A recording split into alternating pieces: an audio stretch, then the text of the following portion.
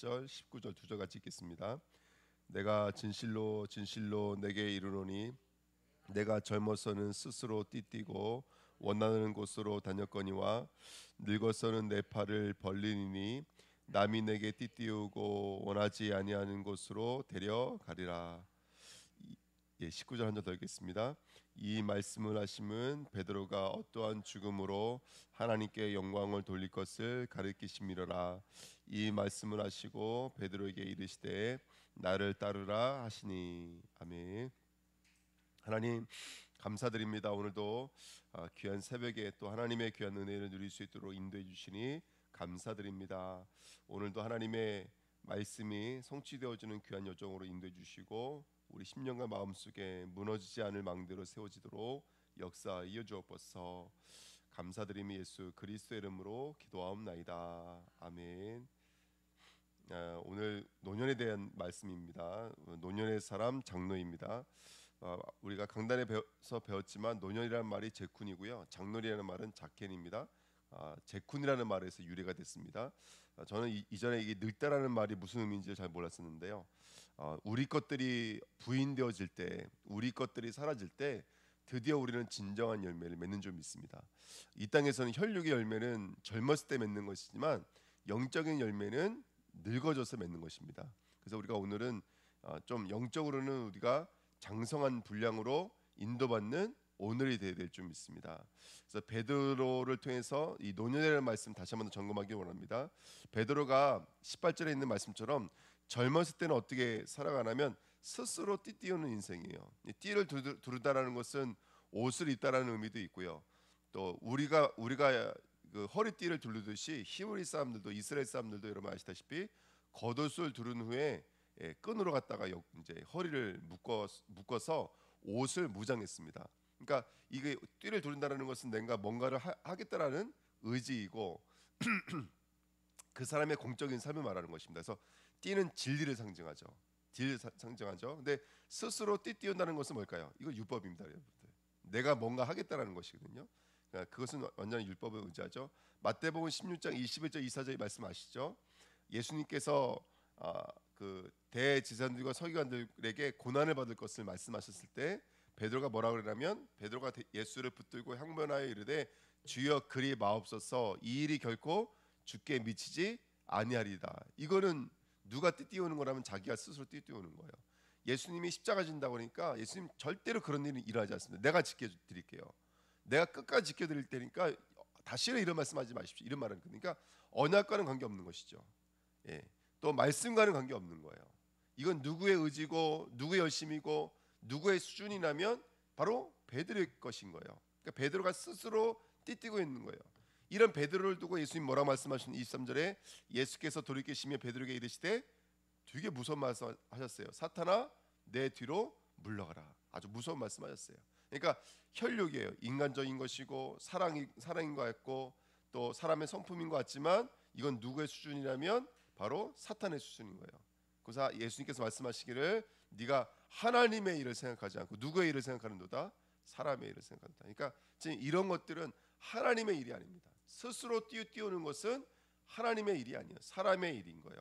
그래서 너희가 나를 따라오려거든 누구를 부인하고 자기를 부인하고 뭘 지고 따라오라는 거예요? 자기 십자가 지는 거예요. 그러니까 우리는 처음까지 그날까지 어떤 인생이라면 십자가를 지는 인생인 거예요. 나를 부인하는 인생이고 예수 그리스도만이 나의 생명이라는 것을 인정하는 삶인 거예요, 여러분들. 근데 이것이 구겨짐이 아니고 이것이 눌림이 아니라 그랬죠. 십자가는 능력이라고 말씀드렸어요. 왜? 우리는 정말로 십자가가 될 때 승리할 수 있는 줄 믿습니다. 그리고 젊어서는 2번 보십시오. 어느 곳으로 다녔어요? 원하는 곳으로 다녔거니와 이렇게 말하고 있습니다. 그러니까 원하는 곳으로 다닌다는 것은 율법의 목적지를 말하는 거예요. 나 중심, 물질 중심. 그러니까 사실은 율법이 왜 가동되냐? 내가 기준이기 때문에 그래요. 나 중심이기 때문에 그래요. 근데 베드로를 한번 인생을 살펴보십시오. 요한복음에 보니까 베드로는 어떤 상태였냐? 사실상 어둠의 상태였어요. 한 번도 진리편에서 하나님이 기뻐하시는 일을 할 수가 없었어요. 요한복음 1장 5절에 깨닫지 못하는 상태. 요한복음 1장 9절 10절에 참 빛을 알아봐야 못 알아봐요. 못 알아봐. 이스라엘 하나님의 백성들이 빛이 왔는데 빛을 알아보지 못하고 그 빛을 영접해야 하나요? 영접하지 아니하더라는 거예요. 왜요? 요한복음 2장 13절에 보니까 혈육에 묶여있기 때문에 그래요. 예. 혈과 혈통이나 육정에 묶여있기 때문에 그 빛을 알아볼 수가 없는 거예요. 어둠의 상태. 이 베드로가 어둠의 상태였어요. 그러니까 그리스도가 왜 오셨는지를 알아보지를 못하는 거예요. 어둠의 상태. 또 그 다음에 두 번째, 베드로는 뭐의 상태였죠? 죄의 상태였어요. 여러분, 베드로 하면 뭐가 생각나세요? 삼세판 생각나시죠? 세 번 툭하면 한 번에 한두 번이 아니잖아요. 겟세마네에서 기도할 때도 예수님 몇 번 말씀하셨죠? 세 번 말씀하셨어요. 네가 기도해라, 기도해라. 세 번 말씀하셨어요. 세 번 다 실패했던 사람이 베드로였어요. 또 예수님이 붙잡혔을 때에도 그 뜰에서 뭐라 그래요? 나는 예수님 모른다고 욕하면서 부인했습니다. 세 번 부인했어요. 또 사도행전 10장에 보면은 부정한 짐승을 먹으라는 거예요.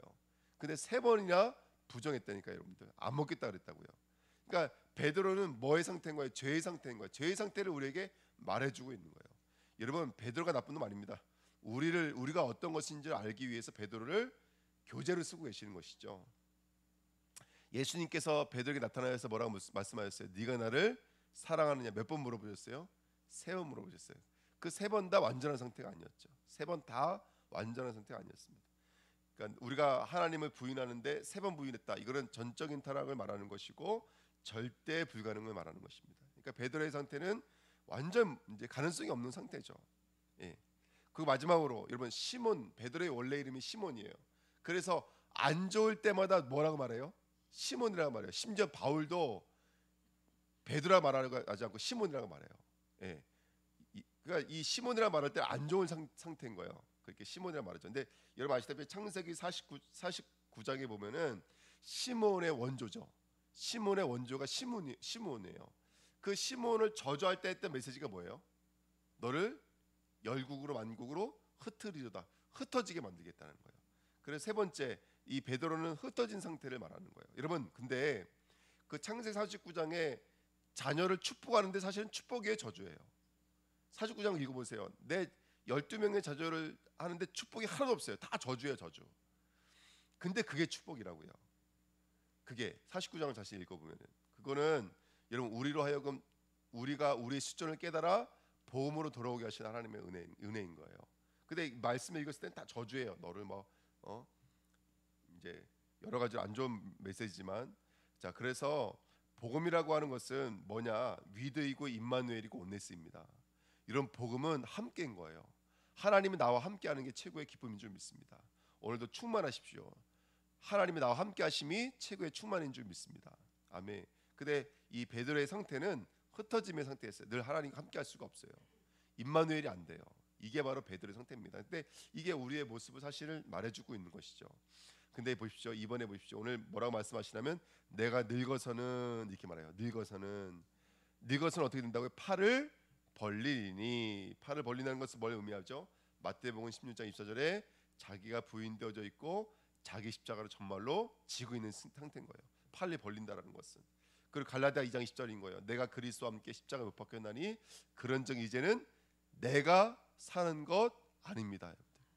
베드로가 결국 이 삶을 살아냈어요. 자기 팔을 벌리고 내가 사는 건 아니에요. 오직 내 안에 누가 사신 것이냐면 그리스도께서 사시는 것이라. 이제 내가 육체 가운데 사는 것은 나를 사랑하사 나를 위하여 자기 자신을 버리신 하나님의 아들을 믿는 믿음 안에서 사는 것이니라. 아멘. 이게 바로 팔을 벌리는 축복인 줄 믿습니다. 그래서 오늘 우리가 가지고 있었던 무장들이 완전히 해제되어야 될 줄 믿습니다. 나 기준, 나 중심에 완전히 내 수준이 없는 삶으로 나가셔야 돼요. 그렇죠? 그를 노바디라고 그럽니다. 나는 없는 거예요.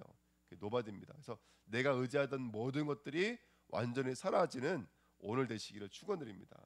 그 다음에 남이 내게 띠띠운다 그랬어요. 이제 하나님이 내게 띠띠우신다고요. 여러분들, 나는 옛날에 저거가 되고 싶었어요. 은행에 들어가고 싶었어요. 왜? 안전된 직장 생활하면 안전되게 산다고 생각했다니까요. 근데 이제는 다른 띠를 두르는 거예요, 여러분들. 옛날에는 보험의 띠를 둘렀어요, 그렇죠? 근데 이제는 다른 띠를 두르는 거예요. 그게 뭐냐? 믿음의 띠를 두르는 거예요. 이 띠는 누가 들러주시는 거예요? 성령이 들러주시는 거예요. 성령의 띠를 두르시기를 축원드립니다. 이 띠는 말씀으로 두르는 띠예요. 오늘 말씀으로 띠를 띠십시오. 말씀으로. 우리의 생각, 우리의 어떤 추구하는 것이 아니라 말씀의 띠를 띠시고, 또 다른 말로 오늘 나는 어떤 언약을 가지고 있습니까? 언약의 띠를 두르십시오. 언약의 띠를 두르십시오. 기도의 띠를 두르시고 전도의 띠를 두르시기를 축원드립니다. 아멘. 나의 인생 전체가 정말로 하나님이 원하시는 그 띠가 내 인생을 붙들어 주시는 오늘 되시기를 축원드립니다. 그다음에 세 번째, 그다음에 어떤 은혜를 누리냐면 원하지 아니하는 것으로 데려가리라. 여러분, 그래서 우리는 뭐라고 부르냐면 우리는 추구하는 자가 아니에요. 우리는 관철시키는 자가 아니에요. 그렇죠? 우리는 인도받는 자예요. 예. 원하는 곳이 그러니까 대부분 우리는 우리가 원하는 곳으로 안 간다니까요. 인도받는 자이지. 그래서 오늘도 말씀을 통해서 인도받는 자가 되시기를 축원드립니다. 두 번째, 우리는 보냄을 받은 자예요.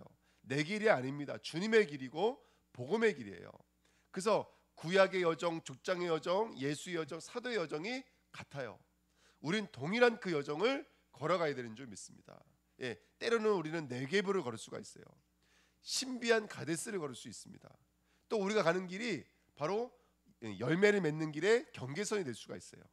하지만 오늘도 말씀을 되새김질하면 어느 순간 아브라함이 열매를 맺는 그 자리로 나가게 될 줄 믿습니다. 그래서 오늘도 저와 여러분의 보냄을 받은 자요. 세 번째, 우리는 그리스도와 함께 뭐함 자요? 기름 부음 받은 자요. 그래서 아무도 너희를 가르칠 필요가 없다고 그랬어요. 왜?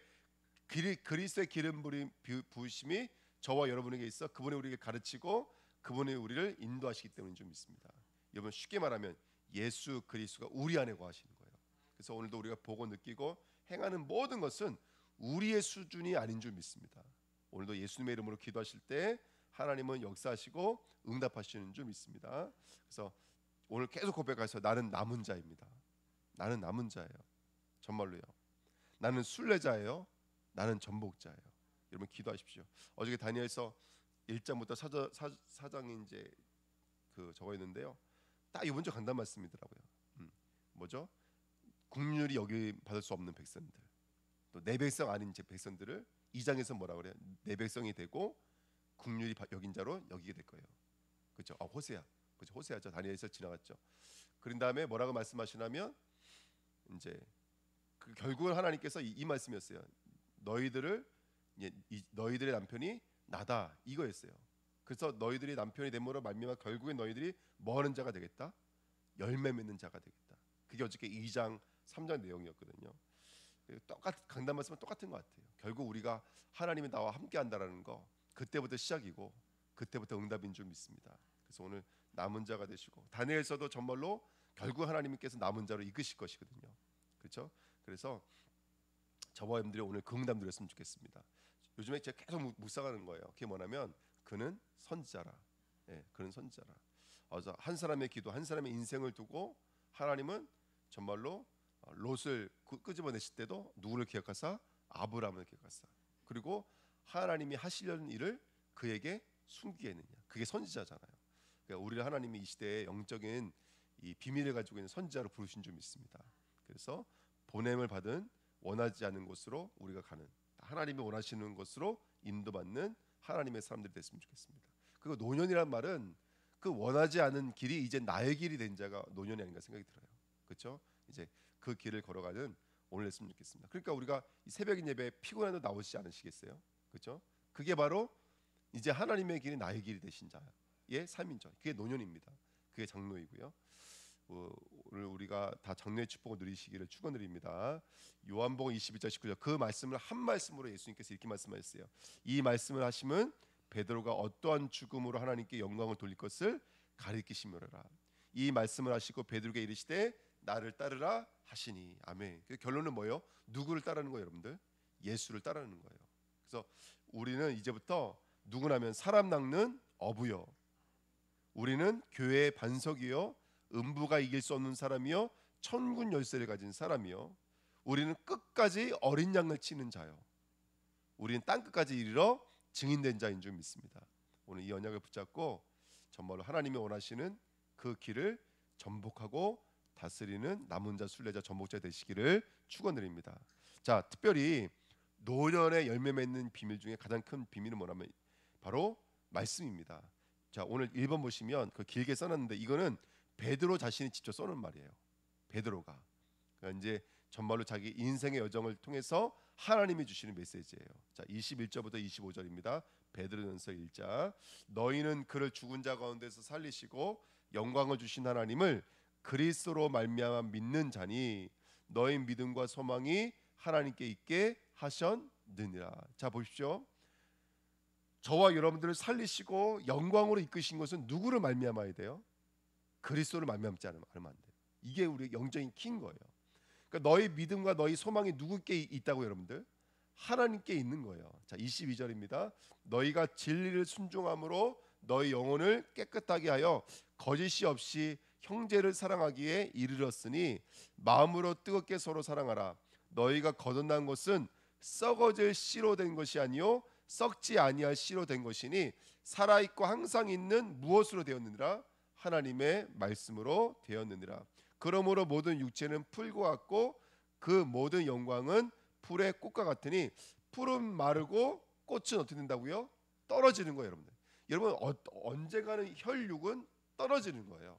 언젠가는 혈육은 멈춰지는 거예요. 언젠가는 여러분 우리가 원하지 않아도 멈추는 그날이 분명히 있습니다.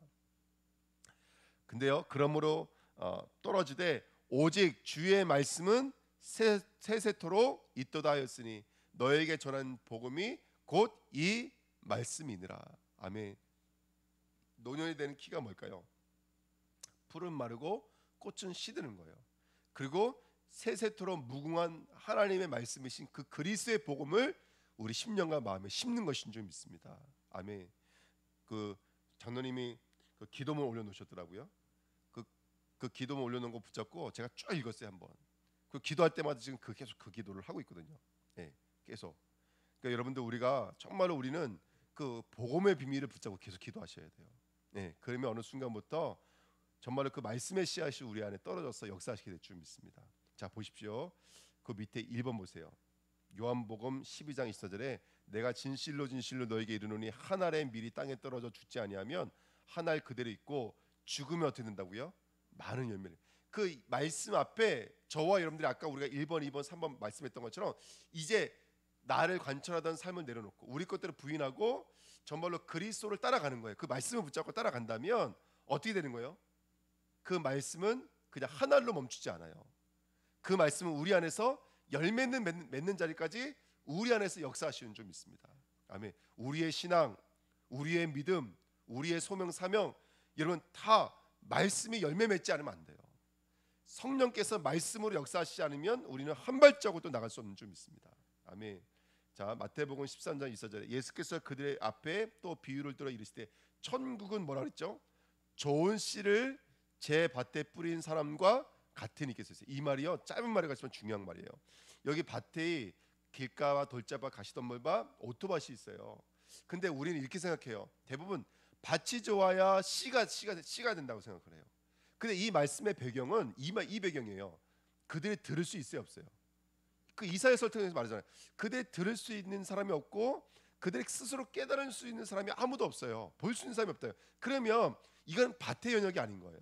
밭은 우리를 말하는 것이잖아요. 이 말인 거예요. 좋은 씨가 킨 거예요. 이 땅은 밭이 열매를 맺는 거예요. 하지만 영적인 것은 씨가 밭을 옥토를 만드는 거예요. 성경이 말하는 건 뭐예요? 너희는 처음부터 길가였고 돌자밭이었고 가시덤불이었어요. 돌밭은 뭐죠? 뿌리가 없다고요. 누굴 말하는 거예요? 우리 말하는 거예요. 우린 뿌리가 없었어요. 가시덤불밭은요 세상의 염려와 재물의 유혹에 막혀져 있는 상태예요. 나 중심, 물질인 성공 중심이라고요. 아주 보험이 너무 정확하잖아요. 길가밭은 뭐예요? 사단이 주워 먹는 거예요. 늘 사단에게 넘어지는 거예요. 우리 인간이 이렇게 근본 문제 세 가지 문제에 늘 흔들릴 수밖에 없는 게 우리 모습이라고요. 근데 씨가 들어오니까 그 밭이 오토밭이 되더라는 거예요. 30배, 60배, 100배 열매 맺을 수밖에 없는 밭주로 기경되더라는 거예요. 이게 성경이 말하는 거예요, 여러분들. 이거 잘못 오해하셔서 여러분 좋은 밭이 되시죠 이렇게 말하는데 여러분 우리 스스로는 좋은 밭이 될 수가 없는 거예요. 말씀이 들어오니까 이 밭이 오토밭이 되는 것이죠. 예. 이게 너무나 중요한 킨 거예요. 그래서 천국은 좋은 씨를 제 밭에 뿌리는 사람이라니까요. 그래서 오늘도 말씀을 선포하시고 말씀을 또 들으실 때 여러분 처음에는 이게 무슨 말씀이냐 깨달아지지 않아도요. 아까 말씀드렸잖아요. 우리의 띠는 내가 뚫은 띠가 아니라 성령의 띠인 거예요. 가르치고 생각나게 하시는 것은 성령인 줄 믿습니다. 아멘. 이거 우리가 중보하기도 하고 있어요. 우리가 기도하는 사람이 내 옆에 없어도 우리가 기도할 때 그거 누가 쫓아가서 역사하시겠어요? 성삼위 하나님의 일들인 줄 믿습니다. 우리가 그걸 의지하시는 마음으로 서야 될 줄 믿습니다. 복음 전체가 그거예요. 3번 보십시오. 마태복음 13장 11절에 대답하여 이르시되 천국의 비밀을 아는 것이 너에게는 뭐라고요? 허락되었으나 그들에게는 아니 되네. 이 말씀이 담겨지는 것은 궁극적으로 하나님의 은혜라는 거예요. 그러니까 너희들은 이 말씀을 들을 수 있는 것은 누가 이거 허락됐기 때문에 그래요. 하나님께 허락됐기 때문에 그래요. 그러니까 오늘 여러분 우리가 오늘 이 말씀, 이 강단을 들을 수 있었고 이 훈련의 메시지를 들을 수 있는 것은 은혜가 허락되어져 있는 것이고 그 말씀의 씨앗이 우리 안에 들어온 줄 믿습니다. 이게 노년의 축복을 누리는 키인 줄 믿습니다. 그래서 2번 보십시오. 무너질 망대를 재건축하십시오. 우리 안에 무너질 수밖에 없는 망대가 세워져 있다면 빨리 재건축하셔야 되는 거예요. 예. 그래서 오늘 절대 망대에 세우셔야 됩니다. 성령께서 이르시는 절대 망대 세우셔야 돼요. 안디옥 교회가 금식했을 때 성령께서 이르시는 망대가 세워졌던 것처럼 사도행전 16절에 환상으로 하나님께서 이끄셨던 것처럼 궁극적으로 성령께서 역사하신 거 아니겠습니까? 안디옥의 제자를 따로 세우고 집중의 시간표를 누렸던 그 성령 역사심이 있었던 것처럼 오늘 우리는 흔들리지 않은 절대 망대를 세워야 될 줄 믿습니다. 두 번째, 오직의 망대 세우십시오. 우리 성도들 놓치지 않아야 될 오직의 망대는 뭘까요? 바로 언약을 붙잡고 24하는 거예요. 이게 키예요, 여러분들. 다른 건 없습니다. 초대교회 성도들이 언약 붙잡고 기도로 24했습니다. 오늘 그 24에 도전하시기를 축원드립니다. 오늘 각인의 망대요. 여러분 시스템이 필요해요. 바울이 자기 관례대로 이렇게 말하고 있잖아요. 여러분 우리는 연약해요. 그래서 우리가 말씀 운동도 하는 것이고요, 예배도 드리는 것이고요, 또 우리가 기도도 하는 거예요. 그런 시스템들이 없다면 우리가 간이 쓸 수가 있겠습니까? 시스템도 필요합니다. 그래서 우리의 각인을 고칠 수 있는 영적인 시스템을 구축하는 저와 여러분 되시기를 축원드립니다. 노년은 그 영적인 시스템에 우리들의 삶을 도전하시는 거예요. 그래서 저녁에 지금 기도하는데 저 같은 경우는 아무래도 한달이니까 마음이 벌써 9시만 돼도요 벌써 긴장이 돼요. 그럼 벌써 그 자리에 앉게 돼요. 예, 제가 이거 올리는 것은 뭐 10분 전에 올릴 때도 있고 그렇지만 자리에는 벌써 1시간 전에 앉는 거예요. 그러면 이제 말씀 한번 읽어보고요, 또 성경도 보고요. 그러니까 그러다 보니까 기도에는 30분밖에 안 했지만 저는 그 시간이 얼마나 완전히 지금 저녁 시간이 완전히 바뀌어지는 거 있죠. 예. 그래서 정말로 오늘도 영적인 시스템을 구축하시고 무너지지 않을 망대를 세우시기를 축원드립니다. 예. 이 시스템이 구축되어야 됩니다. 그래야지 우리는 우리의 여정을 갈 수 있는 줄 믿습니다. 예, 기도하겠습니다. 하나님 감사합니다. 노년의 축복을 누릴 수 있도록 역사하여 주옵소서. 하나님 우리 주은혜교회 모든 성도가 장로 되어지기를 원합니다.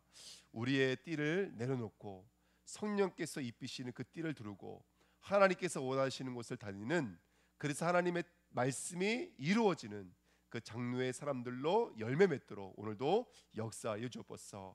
하나님께서 우리 귀한 지체들을 현장에 선지자들로 세우신 줄 믿습니다. 말씀의 씨앗대로 영적인 눈이 열려지게 하시고 그들의 수준, 그들의 능력이 아닌 하나님의 수준대로 하나님의 능력대로 역사해 주셔서 오늘도 소돔과 고모라를 두고 후대를 두고 성전을 두고 또 우리 다민족을 두고 우리 귀한 지체들을 두고 함께 중보하며 나아가는 축복된 삶이 되도록 역사하여 주옵소서. 감사드리며 예수 그리스도의 이름으로 기도하옵나이다. 아멘. 감사합니다.